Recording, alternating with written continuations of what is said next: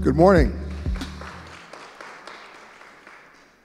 I just thought I'd do a little bit of a talk today from a consumer point of view, from an audience point of view, about what people are expecting, what they're anticipating, in many cases what they're demanding about hotels going forward in the wake of the pandemic, in the wake of Ukraine, in the wake of a world turned upside down and inside out.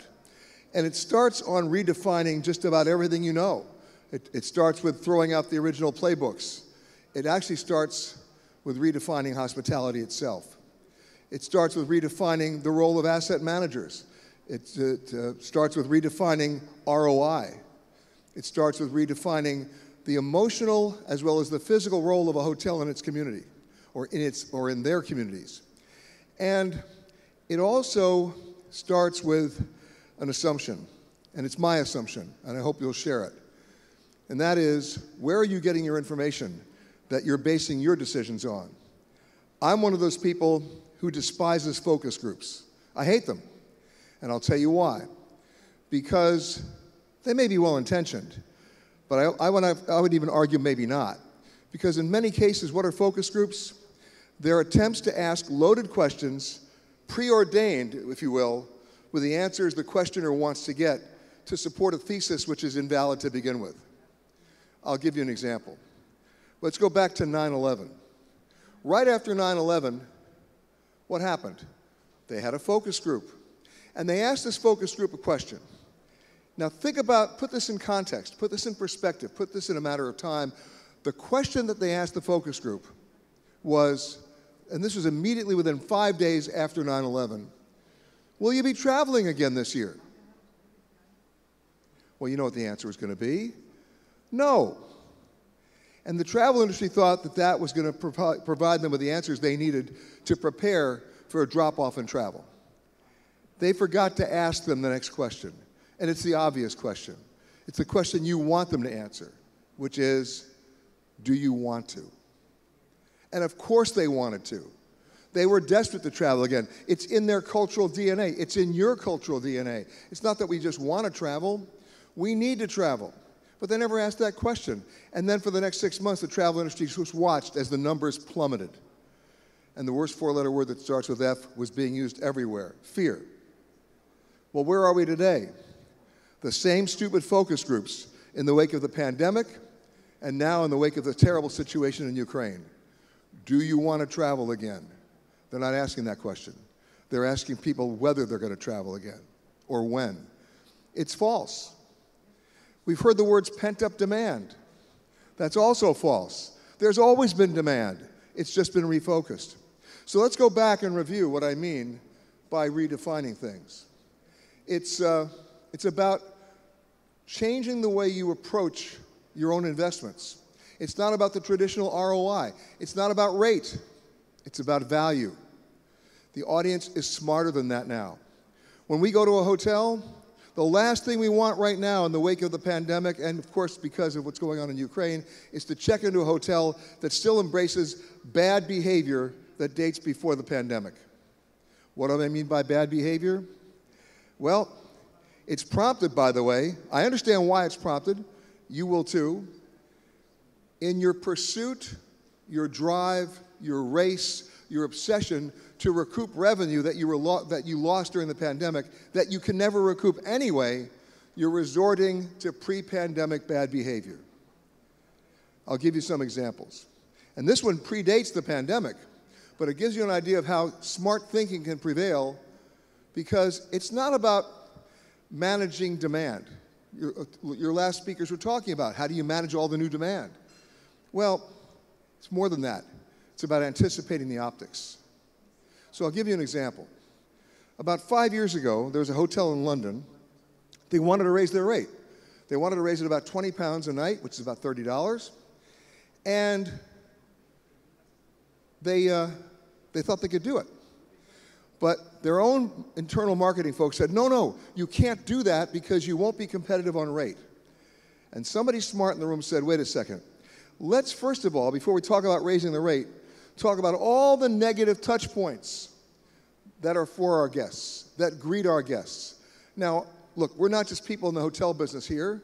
We're travelers. So it's no surprise to you there are about 47 different points of abuse that await you from the moment you make a reservation until you struggle back home. That's for everybody. One of the things I try to do as a journalist is to help people mitigate those points of abuse, right? Because the whole idea is to get through the process so you can actually enjoy your trip. So they said, let's look at these negative touch points at the hotel. What are they? Well, in those days, it was phone calls from your room. We all remember those days, before cell phones took care of that. But the second thing was, and you all know it, you've all experienced it, it was the minibar, right? Now let's face it. You know it as a guest, that if you look at that $9 Snickers bar long enough, you're going to eat it. And then you're going to hate yourself, and then you're going to hate the hotel. Well, somebody smart at the hotel said, we have a revolutionary idea. Let's take all the mini bars and burn them. Let's just throw them out. Replace them with regular refrigerators. You know, not these infrared Darth Vader machines that charge you if you even look at the Diet Coke. We're talking about mini bars that are not mini bars at all. They're refrigerators. And what are we going to put in those refrigerators? Everything that's non-alcoholic, fruit juices, sodas, candies, cookies, cakes, candy, whatever, and make it free. Oh, you can't do that. Well, wait a second. It's a negative touch point. Most of the people coming to this hotel in London have gotten off at least a 7-hour flight, and this is the first thing that confronts them, is the $9 bottle of water. Let's make it free. And we'll raise our rates $30 a night. Well, they thought they were nuts. Guess what happened? Occupancy went up 7%, and nobody bitched about the minibar, because there was no minibar. In fact, on the way in from the airport, they were visualizing that chocolate chip cookie. They were tasting it. And guess what happened? They didn't have to go to their wallet to eat it, even though it was buried in the rate. And that's what gets down to what's going on now. Hotels are going back to bad behavior as you're emerging from a terrible crisis. You're going back to nickel and diming. I know why this is. This is why we have to redefine the role of the asset manager. You don't manage demand. You anticipate the optics. And the optics aren't good if you're going back to bad behavior. There's a case going on right now. I know about the case because I was the guy who brought it to everybody's attention. It's about resort fees. How many here, as a guest, love resort fees? I don't think I'm going to see a single hand. Okay. Asset managers might. Accountants might. But this is not the ROI we want to talk about today. This is a return on intelligence, not on investment. So what do we talk about resort fees? Hotels are trying to be competitive on rate, but not value. And what did they learn in the process? Well, as an investigative reporter and somebody who prides himself on trying to figure out what's good, bad, and ugly, it was the #1 source of complaints I was receiving from our readers and our viewers. So we checked it out. Resort fees can range from $20 to $80 a night. They're not disclosed when people make their reservation. They're not disclosed when they check in. They find out about it, big sticker shock, when they're leaving the hotel, or usually on in their email when they get their bill mailed to them, because most people who are checking out the hotel are racing out and don't have time to look. But they do have time to remember. That's where they got in touch with me. And the hotels couldn't really justify it, especially when some city hotels were charging a resort fee. So what did they do? They changed the definition and called it a destination fee, as if we're not going to notice. Well, a couple of state attorney generals noticed it, and they sued many of the big hotel chains for what? Failure to disclose, lack of transparency, and what the Federal Trade Commission calls drip pricing. Well, we just had a settlement in one case with Marriott and the Pennsylvania State Attorney General. And what was the settlement? That now, this is the year 2022, they now have to prominently disclose the resort fee in the same page and in the same font size as they disclose their rate. They can't bury it. They can't hide it. But does that mean the battle's over? No. I still question the efficacy of it. It goes back to the minibar. Bury it in the rate. Don't nickel and dime me later. You engender nothing but ill will. And that's really the challenge that you have going forward. Nobody denies any hotel, especially now, the right, the need to make a profit. But again, it's not about managing demand. The demand is there. But if you don't anticipate the optics, the anger is going to be there. And people are now in a position, in a buyer's market, it still is, to do what? Vote with their wallets. So that's some of the things I want to talk about as you move forward here. The hotels that embrace that sort of mini bar that the London Hotel did are the ones that are going to win.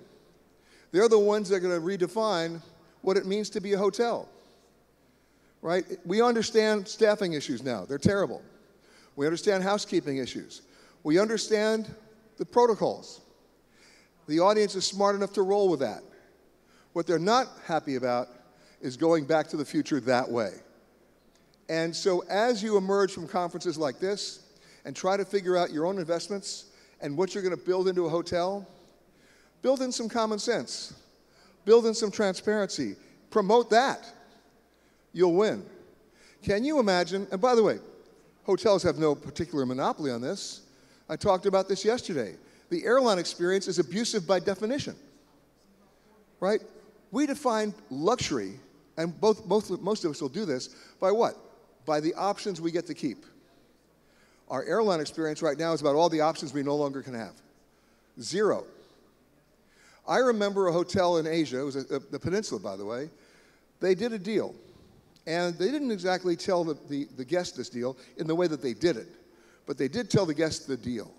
And the deal was that when you stayed at a Peninsula hotel, still in place, by the way, all of your international phone calls from your hotel phone are free. That's radical compared to the way it was. What did they do? They did a VoIP deal where it cost the hotel about 1 cent a minute for your calls. And everybody loved the idea that they could go there and every call is free. Now remember, the definition of a luxury experience is what? When you get to keep your options. It doesn't mean you're going to use your options. On a given 3-night stay, how many times was that phone used by a guest to call someone overseas? 3 times. 1 to say, we're here. Then 2 days into the stay to call to find out whether or not their kids had been arrested, right? And then the 3rd time was to say, we're coming home. But if you ask those guests to define their experience at that hotel, all they could talk about was free phones. Versus the hotel that was charging you an estimate to even pick up the phone. And for those of you who are the asset managers here today, I don't have to tell you what your hotel revenue is these days. How about 0? Because the technology changed and patterns changed and people got angry. So you have an opportunity here to figure out what those negative touch points are, especially as people begin to travel again, and make sure that people know that you've handled that. That's truly redefining hospitality. It's giving people back their options without making them go to their wallets. When they're going to go to their wallets anyway, it's basically psychology of travel. And I know I'm speaking to people who know what I'm talking about because you travel. You get beaten up by this too. So it's time to redefine the role of asset managers and realize what your real assets are. Who are they? The people who work at your hotel. They're your ambassadors.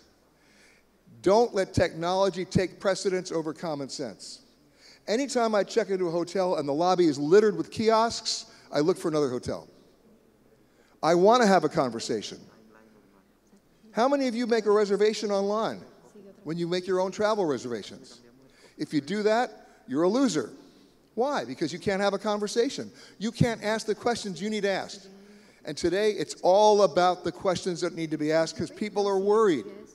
They want what? They want the same thing they wanted back in 9/11. They want their security blanket. They want their handheld. They want to know it's okay. You don't have to worry about whether they want to travel. Remember, they forgot to ask that question. They do want to travel. It's about how they're going to travel. And that's where you come in. You need to communicate. You need to have those conversations. And you need to hold their hand. Because if you don't, your bottom line is going to suffer. Not just in the short term, but in the long term. Why? Because people talk. People absolutely talk. And if you think the answer to your problem is digital, you have a problem. It's time to go back to the future in a good way and have those conversations with your owners, have those conversations with your clients, have those conversations with your guests, and especially have those conversations with your staff. I like to laugh that part of innovation and design about 3 years ago with some of the big major chains was we're putting in robots in the hotel. Robots to check you in. Robots to do room service. Did anybody see the video that we did of that robot that was doing room service? Oh my God. How long do you think it lasted? 4 days. Why? Because every college kid staying at the hotel was taking a baseball bat out and beating the crap out of the robot. True. By the way, if I was in college, I probably would have done the same thing. And by the way, some of the robots actually rebelled. They left the hotel on their own. They couldn't find them. Maybe it was because some of the other guys got beaten up. But the point is, don't let technology at this point take the place of common sense. It doesn't work. Let's go back to what hospitality really was. People welcoming people, not robots and kiosks. If you don't have a conversation, you're already a loser because you haven't learned anything. You haven't experienced anything. You're not a traveler. You're a transaction. And for those of us who think that that's the answer, go with God on that one. But I think even God would like to have a conversation. So the bottom line here is this. You're in an enviable position now. You're starting from scratch, really. Don't go back to the old playbook. Invent a new one with conversation, with common sense, and with an addiction to value, not rate. So now that I've pissed everybody off, I'll stop. Thank you very much.